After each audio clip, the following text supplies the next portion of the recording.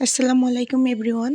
মির্জা গালিব ওনার উক্তিতে বলেছিলেন, আমার যখন সময় বদলাবে তখন আমিও বলবো আমার ঠিক কিসে কিসে দুঃখ ব্যথা লেগেছিল। মানুষ আমাকে দুঃখ দেয়, আমি তাই এড়িয়ে চলে যাই, হেসে চলে যাই। আমি কাউকে বুঝতেও দিই না আমার ঠিক কিসে কিসে দুঃখ হয়েছিল।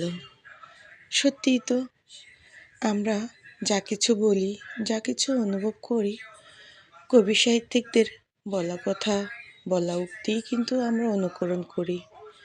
আর এই তো আজকাল আমার এই রান্নাটা ঠিক আমার ছোট ভাইয়ের ওয়াইফের অনুকরণ থেকেই আমি রান্নাটা করেছি। ও সবসময় মূলা যখন রান্না করবে তখনই আগে পেঁয়াজ ভেজে নিয়ে ফ্রাই করে নেবে মূলা, আলু, তারপরে হলুদ, মরিচ, লবণ, জিরা অ্যাড করে ভেজে নেবে। তারপর কাঁচামরিচ, টমেটো একের পর এক অ্যাড করে রান্নাটা কমপ্লিট করে নেয় গরম পানি দিয়ে। তো যাই হোক, আমিও আজকে তাই করেছি। আমরা আসলে প্রতিদিনই শিখি অনুকরণের মাধ্যমে, অনুসরণের মাধ্যমে।